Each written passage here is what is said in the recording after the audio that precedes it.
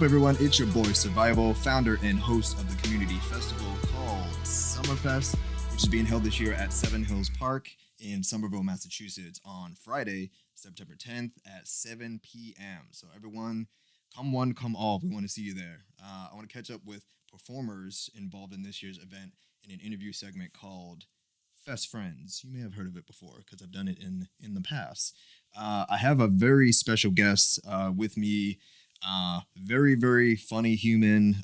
He's actually going to be headlining Summerfest come September. Very, very eager to hear all the things that he has to say. I want to introduce everyone to Lamont Price. Lamont, what's going on? Yo, what's happening, man? Thanks for having me. Absolutely. Thanks for asking me to do the show, do the festival as well, man. It sounds like a lot of fun. Yeah, it's gonna be a lot of fun. It's gonna be lit. Unless it's catastrophic, and then it won't be. But, well, that doesn't. Way to bring that up. Yeah, man, we're gonna have a good time. Things are gonna be crazy unless a meteor hits the square, and then there's kind of like, yeah, this shit is gonna be dope. Unless it sucks. It's gonna be awesome. So tell me about yourself. Like, what do you do? I know what you do. Tell the audience what it is. Your profession is. Like, what do you do for a living? I get paid cash money to sit around the house all day watching the Andy Griffith Show. I'm a stand-up comedian. How much do you get per episode? Oh, per Andy Griffith episode? Yeah. I'm sorry, but those files are confidential. I'm gonna have Viacom looking to take me to court if I divulge my earnings from the Andy Griffith watching reruns. You would look at me and think like, there's no way that dude's watching the Andy Griffith show. That show, I can't stop watching. I can't get enough. When did you start watching it? Growing up, it was always on TV, right? That's one of the most syndicated shows ever, so obviously it's from the 60s. And you just go like, oh, this little town of white people. The show is I started watching it, growing up, but not like a lot. And then I watched it, it was on like Netflix or something a couple years ago. And I watched it there. I was like, this is a pretty funny show given the time frame and everything. And then when the pandemic started, I just started watching, you're home all the time. So I realized that this show comes on legitimately 12 hours a day between two channels. And I got hooked. And it's the first 5 seasons. The last 3 seasons, forget it. But the first 5 with Barney fights, it's just a hilarious show that I didn't realize until it was too late that I was that invested. Interesting. I've never seen it, and I'm not even sure that I ever will. But I'm glad you like it. I mean, it is what it is. You know what I'm saying? May I suggest Night Court? I did like some Night Court is a good old show. So how did you experience where are you from? I am from Boston. I am from Dorchester specifically. Born and raised there. I've lived multiple places, but my upbringing is Dorchester 100%. All right, shout out the Dot. So how does your upbringing influence your comedy, your comedic style? I think like a lot of comedians of color, a lot of Black comedians, dealing with what we deal with, looking the way we look on a daily basis, with, the whites and police, and just kind of you learn growing up all about like the socioeconomic stuff and how it affects the neighborhood you grew up in. I feel like a lot of my comedy grew through that, a lens that I had no choice but to look through. So I think a big part of that. I'm also a big, like I said with the Andy Griffith Show, I'm a big nostalgia nerd. So I like a lot of old school stuff. I love talking about just stuff that I did as a kid. And, I read comic books Love cartoons to this day. I got a routine that this will take too long to tell. As far as my cartoon watching, so I think a lot of what I talk about are shaped by those things mainly. And someone asked me one time, like, what would I describe my style? And I didn't really have an answer, but I said sort of like a controlled chaos. So like you'll hear me talking about, why are white people looking at me weird when I'm wearing a hoodie at the bus stop? And it's like, you guys think I'm robbing you or I'm going to rob you. But when in fact, I'm, just cold. Like it's illegal for us. It's illegal for me to be chilly. You know what I'm saying? Like, right, so right. I'll talk about that. And then in the next breath, I'll be talking about Alvin and the Chipmunks or some weird, wacky, cartoon that I could bring in and video games and stuff. And a lot, I mean, that's what it is. I'm a big pop culture nerd, and I'm very I'm keenly aware of how this world works and how I fit in it and how I don't fit in it, being that I look like I look. So, and as a Black person, you can't help but be aware. That's just built in. Unfortunately, we don't have the opportunity to just be like, I didn't know that was going on. Yeah, facts. I had no idea.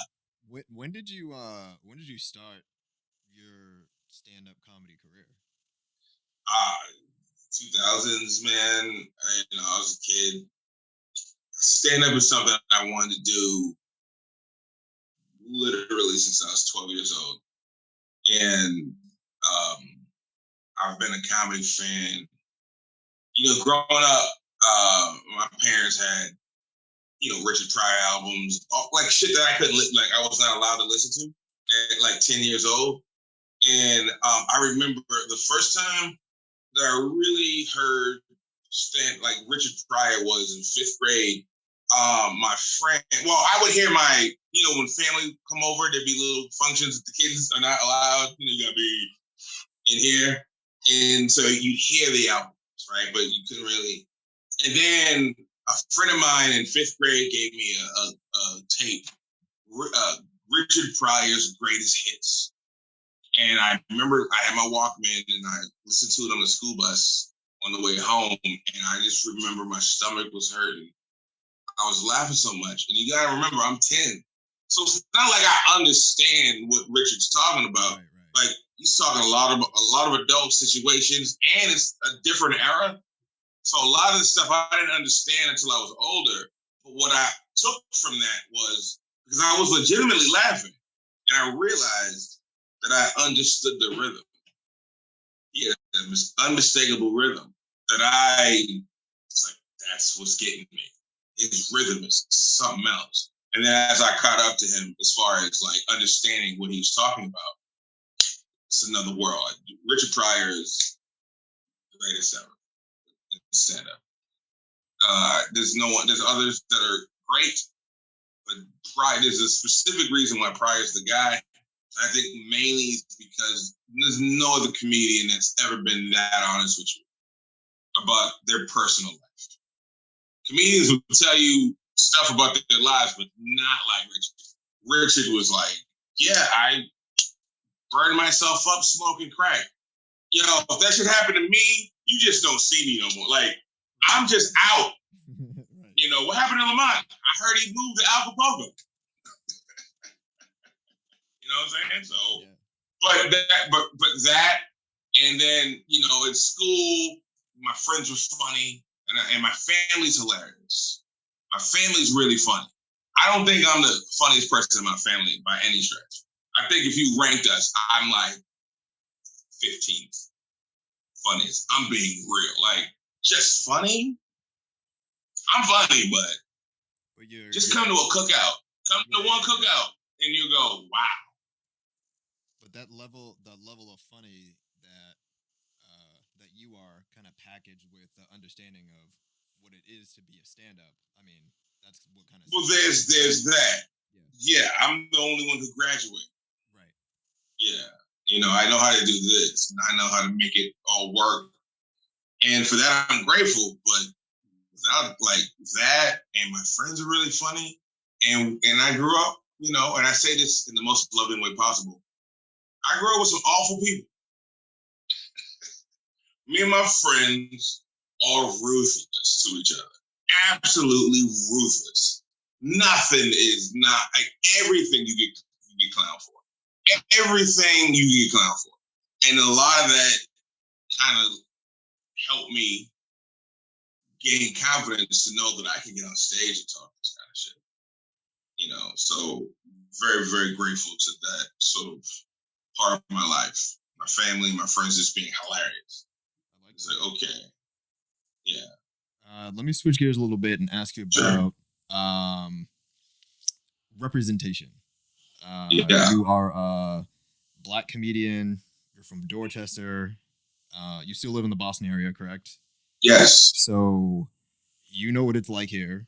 Oh yeah. And it's not the friendliest place for people of color. Tell me about representation and what that means to you, and just kind of breaking through as a comedian of your magnitude in this specific city. Oh, I've never heard the word magnitude, my name, in the same sentence. I'm only from a teacher. It's like, Lamont, do you understand the magnitude of what you did today? Sorry, Miss Kinsey. It's my third grade teacher. I hate it. Representation is necessary.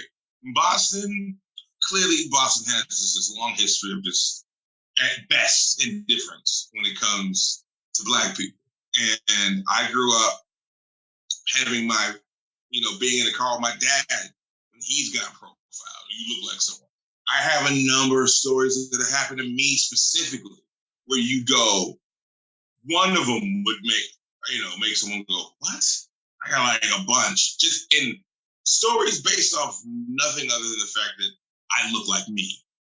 You know what I'm saying? And that's what always it is. Oh, I thought you were. You look like you were. Okay, right. And I think with representation, and I am never going to be the person to spit about, to recommend any kind of respectability politics. I don't believe in that shit. Like, you got to respect me as a person and not judge me. People say, well, maybe if you were like, fuck all that. But I'm saying representation puts us,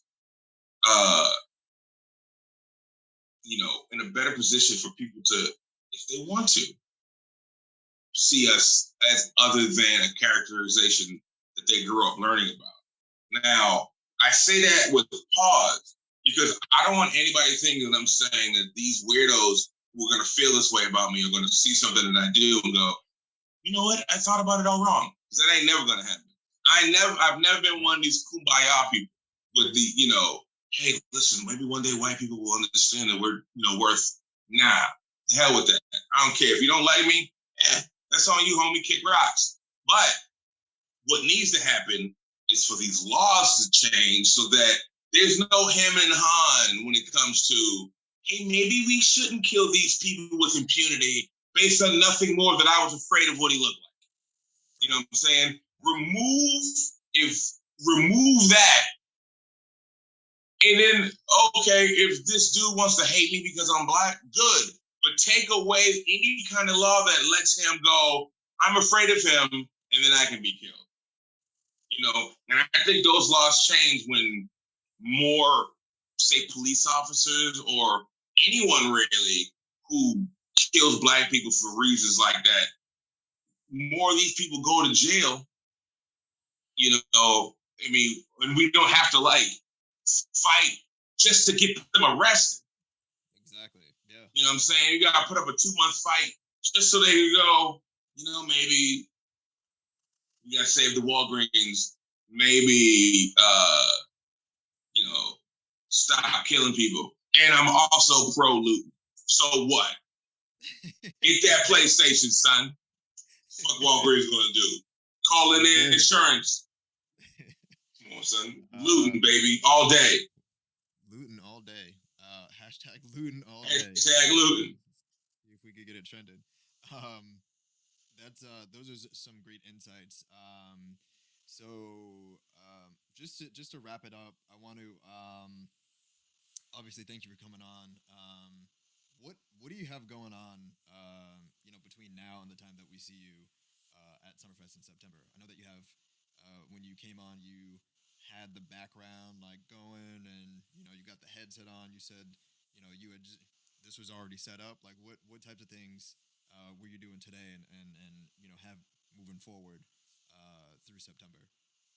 Well, I have a podcast that it's currently called, and I'm thinking about changing the name. This is breaking news, by the way. This is as of this earlier today. That's right. The show you heard it here. Heard it here first. It was the first broadcast where I'm talking about this. Summerfest, shout out. The show is currently called the Lamont Experience, and the name came about because I'm doing it with a production company called Experience Creative. And those guys in Boston Cannabis Week, which is a cannabis company, combined, they asked me if I wanted to do a podcast. And I was like, yeah, because, they'll edit it, they'll take care of it, and I love talking, but listen, I'm not editing. I'd rather take a nap. It's real talk. Like, let's just keep it hundy. But, I do a podcast with them. And the name is, obviously I'm Lamont Experience Creative, so we went with the Lamont Experience, combine our names and we begin it, essentially. But now, this is the Joe Rogan Experience, and I didn't think about that till today, and I was like, there's many reasons why I don't want to be associated, but one of them is definitely like, I don't want anybody thinking, oh, you trying to, so I'm going to try to come up with a different name, but right now it's the Lamont Experience. We're recording episodes. It's available. It'll be available soon once we stockpile a bunch. It'll be wherever you get podcasts, like everywhere you get podcasts. And we also film it too, so we'll be releasing parts of it in video form, but audio-wise, it'll be everywhere you get podcasts.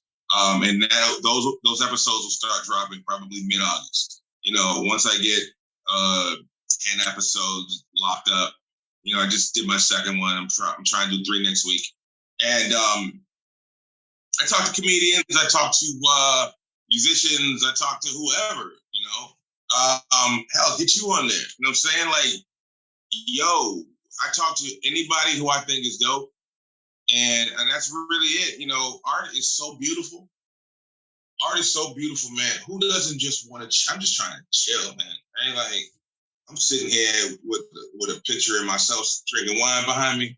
I'm just trying to kick it. Right.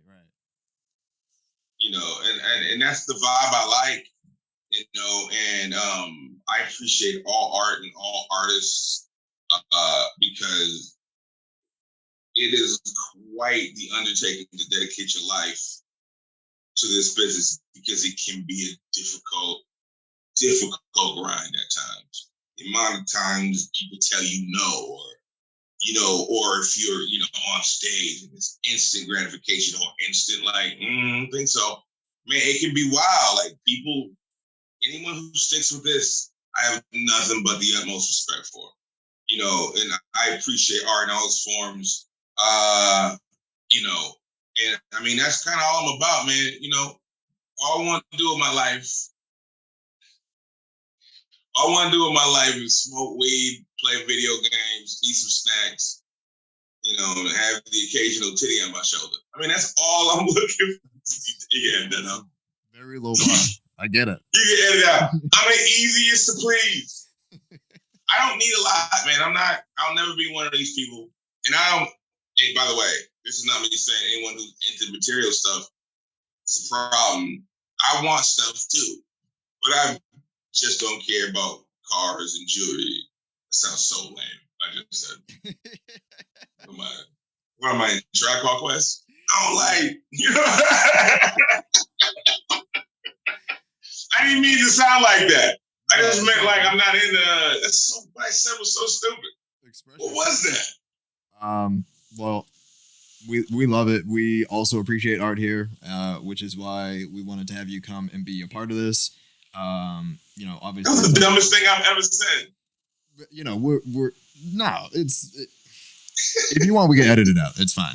No, I just think it's all funny, you know, we mix, you know, artistry and genres, and you know, like I mentioned, there's gonna be music. There's gonna be different types of music, for different types of people, and there's gonna be comedy, which is a different genre in and of itself, and there's gonna be some magic there, which is, you know, which is something that we've had in the past. It's just like sprinkling, you know, little bits of stuff, for the sake of variety, and you know, we're glad to have you come in and cap it off.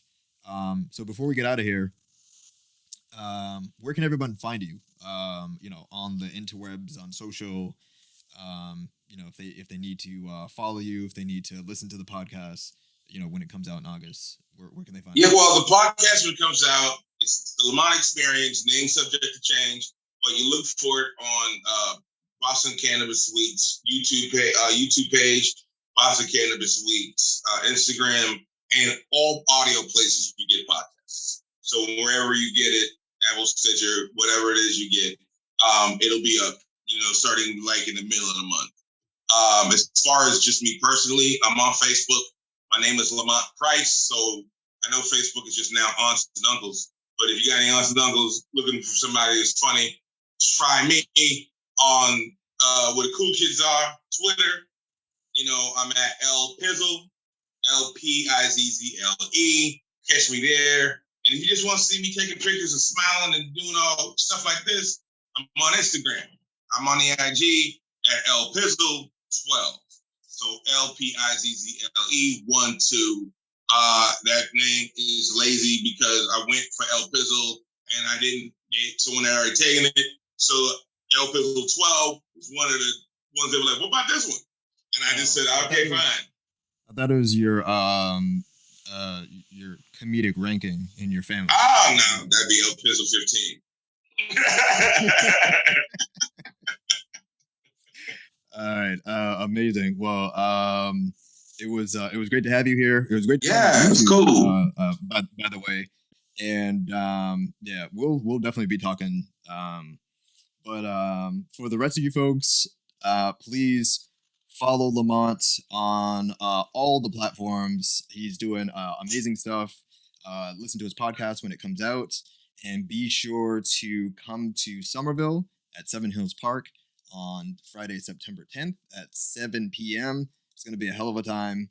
We're going to be just having, you know, a blast there, with a bunch of different things going on, music, magic, and comedy. Again, so this is Survival signing off for another episode of Fest Friends. Take care, and we'll see you in September.